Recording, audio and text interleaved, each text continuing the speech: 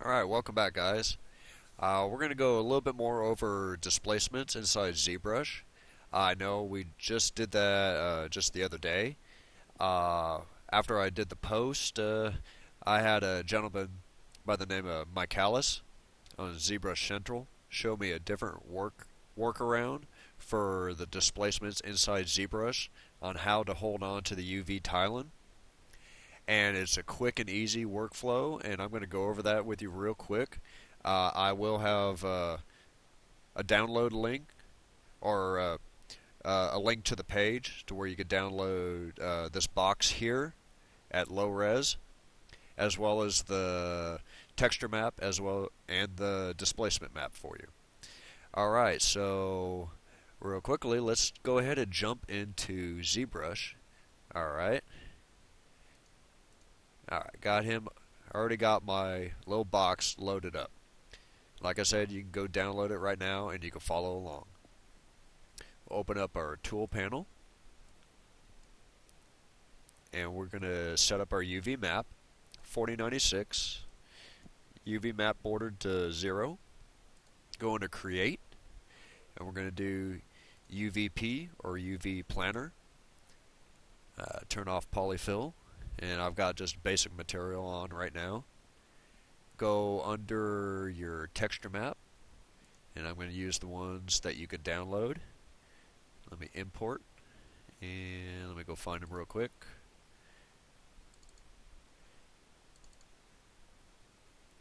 Alright, let's load up our basic texture map, just so we can kind of get a sense of what's going on and how it's laid out on the model. Alright, now let's go back to our UV map real quick, and let's adjust the H and V repeat, because that's what is causing all the problems inside ZBrush. If you do it just straight out of the gate here, you can V repeat, H repeat all you want, even with the displacement map. It previews just fine, but it will not actually apply that displacement correctly. It'll only apply it at 1:1. Doesn't matter how high you set it, it'll always do 1:1. Well, Michalis showed me, or Michalis, however you pronounce it, showed me the correct way to do it. And it's a little trick to trick ZBrush into thinking that it's at a 1:1. So let's go ahead and change it to a 2. Tab over 2. Okay, so now we're tiled at 2:2. And you can change the settings all you want. You can do a 1 and 4, whatever you like. And we can go ahead and we can throw a displacement on it right now, so we kind of get a sense of what it's going to look like when we're done. So open up your depth map. We'll change it to 0.1. Enter. Hit mode. Okay, we're still we got real low resolution going on here, and that's why it looks so funky like this. So go into your geometry, make sure it's set to SUV, smooth UV, and SMT. Your results are a whole lot better if you do it that way. And hit divide, divide, divide. And we're going to go up 1 or 2 more times here. And we'll do it one more time. Okay, we're at 868,000 right now. And we can see it's displacing relatively nice, liking the shape that it's generated. But if I hit if I go under the displacement map, and I'm not going to do it, but I'm just saying, if you do it right now, hit apply displacement, it'll basically reset your UV map. It'll only generate a displacement at 1:1. So, but your texture map that's already on there will be at a 2:2, and it won't even look right. So it won't even displace looking like this. So I'm not even going to bother doing that. So let's go ahead. You can turn your displacement off. And what you want to do is take your subdivisions back down, all the way down. And under transform real quick, go ahead and click quick real quick for quick 3D edit. Alright. Now, all you have to do is hit export. and I'm going to save it under a different name. We'll just call it export. Alright, save. Now, we're going to keep him as a reference here. Hit Polymesh 3D. Now click import. Let's import our export back in. Okay, so now I can cycle back between both of them. Just a slight scale difference, not too horribly noticeable. So we go back to our export. Now under UV map, I'm not sure if you have to mess with this. You can just bring it back to 4096 and UV map border. Do not hit UV planner again. All right. Do not mess with the H repeats or nothing. Just load up your texture again. So import. Now during the export it had created a bitmap. Don't use that one. Use your original. Bring it back in. We'll turn it around. And if you like, you can switch back to the original. And minus the scale difference, as you can see, everything is lining up perfectly. But now ZBrush thinks it's at, okay, let me switch back to my export. Okay, ZBrush thinks it's 1:1 now, but it's still tiled at the 2:2 that we initially set. So now you can load up your displacement. Okay, change it back to the same intensity, 0.1. Click mode on, and now we'll divide up.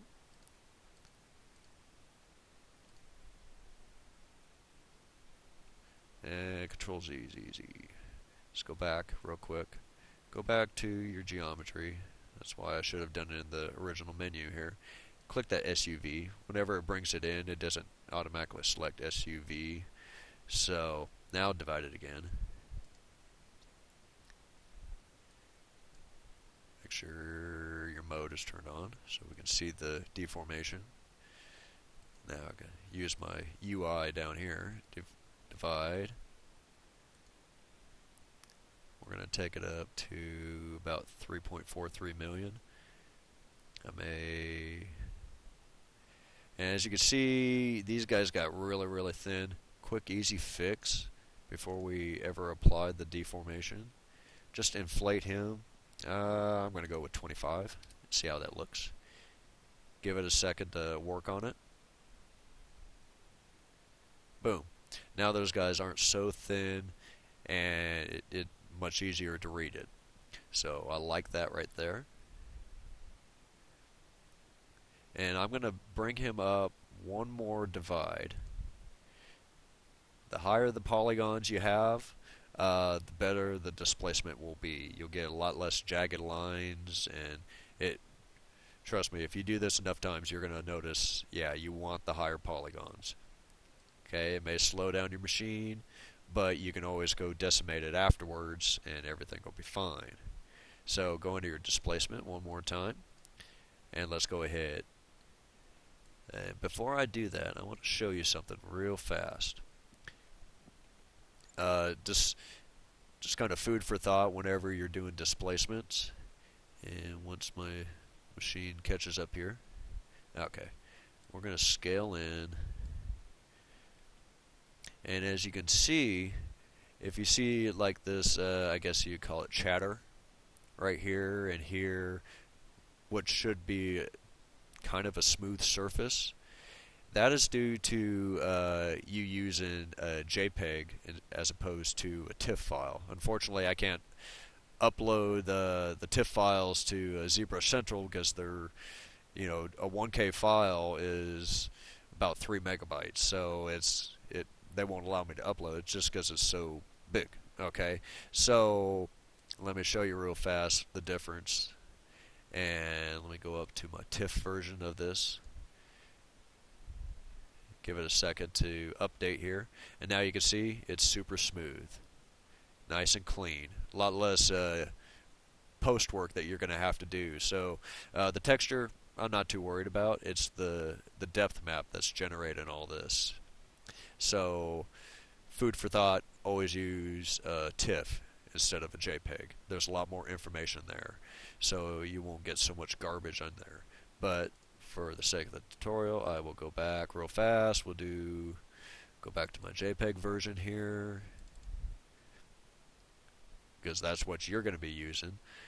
And you can certainly go make your own displacements. I have a Greeble generator that you can go get for free to use in ZBrush 4R7. It's a great little tool. That's how I made this displacement map.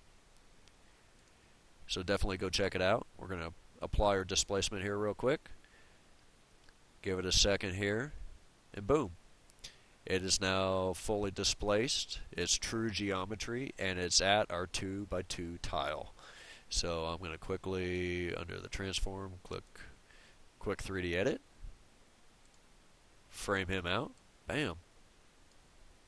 We now have a true displacement inside ZBrush with all the tiling information. So definitely get out there, find some displacements to play with, make your own displacements, take your super simple geometry, make your own. I definitely want you to experiment with the different UV sets in here. UVP for the planner, the tile, the cylinder, UV spherical. You can test all that at the low resolution phase and see what looks good. So let's get creative and let's make some really nice stuff. And I will see you next time.